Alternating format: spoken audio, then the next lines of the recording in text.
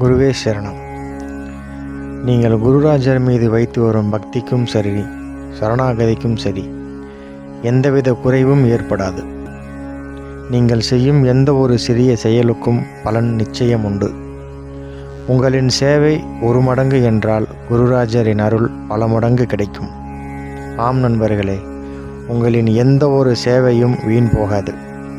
நீங்கள் ஒரு சேவை செய்ய முற்பட்டு அதை அவருக்கு ஆத்மார்த்தமாக செய்துவிட்டீர்களேயானால் அதற்கு பலன் சமயம் வரும்போது நீங்களே செய்த சேவைக்கு பல மடங்கு பலன் திருப்பி தரப்படும். அதுவரை குருராஜரின் கணக்கில் உங்கள் சேவை வரவு வைத்து கொண்டு வரப்படும். நீங்கள் குருராஜரை வணங்க ஆரம்பித்து விட்டாலே உங்கள் வாழ்வில் பாவ புண்ணியங்கள் சரி செய்யப்பட ஆரம்பமாகிவிட்டது என்று நினைத்து கொண்டுங்கள்.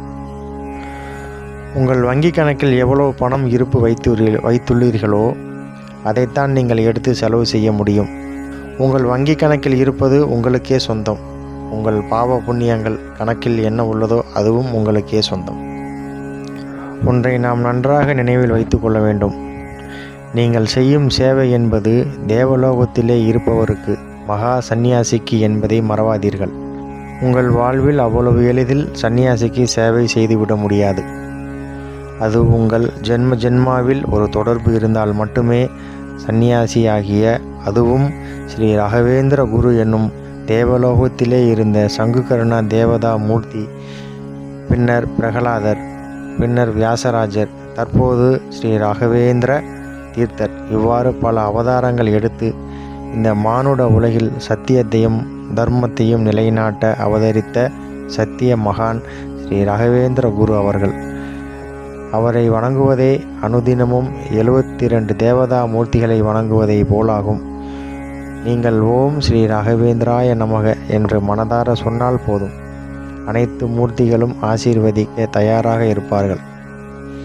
அவ்வளவு புண்ணியத்தை ஒரு சேர தன்னுள் சேர்த்து வைத்திருக்கும் ஒரே மகான் நம் குருராஜர். அதைத்தான் தன் பக்தர்களுக்கு வேண்டிய தருணம் வரும்பொழுது தான் சேர்த்து வைத்த புண்ணியத்தை வாரி வழங்கி வரும் கல்பதரு காமதேனு குருராயர். உங்களுக்கு வரும் சோதனையின் அளவு சிறிதோ பெரிதோ கவலை வேண்டாம். நீங்கள் வணங்கும் குரு ஸ்ரீ ராகவேந்திர குரு உங்கள் சோதனைகளை தூசாக்கி, நீங்கள் சோதனைகளை அனுபவித்து வந்தாலும் அதை பெரிதாக தெரியாமல் செய்துவிடுவார். உங்களின் பிரார்த்தனையை மட்டும் விட்டுவிடாதீர்கள். நீங்கள் தொடர்ந்து எந்த அளவுக்கு விடாமல் ஸ்ரத்தையுடன் சரணாகதி பக்தி செய்து வருகிறீர்களோ அதுவே உங்கள் வெற்றி. நம்பி வணங்கி வாருங்கள். அவரின்றி நம்மை காக்க வேறொருவர் இல்லை.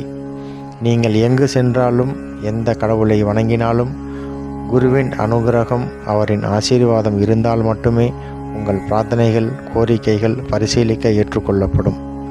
ஆம், குருவை சரணாகதி அடைவதை தவிர வேறு ஒரு மார்க்கம் இந்த கலியுகத்தில் இல்லை என்பதை உறுதியிட்டு கூறிக்கொண்டு மீண்டும் அடுத்த பதிவில் சந்திப்போம். ஜெய் ஸ்ரீ ராகவேந்திராய நமः. குருவே சரணம், குருவே சரணம், குருவே சரணம்.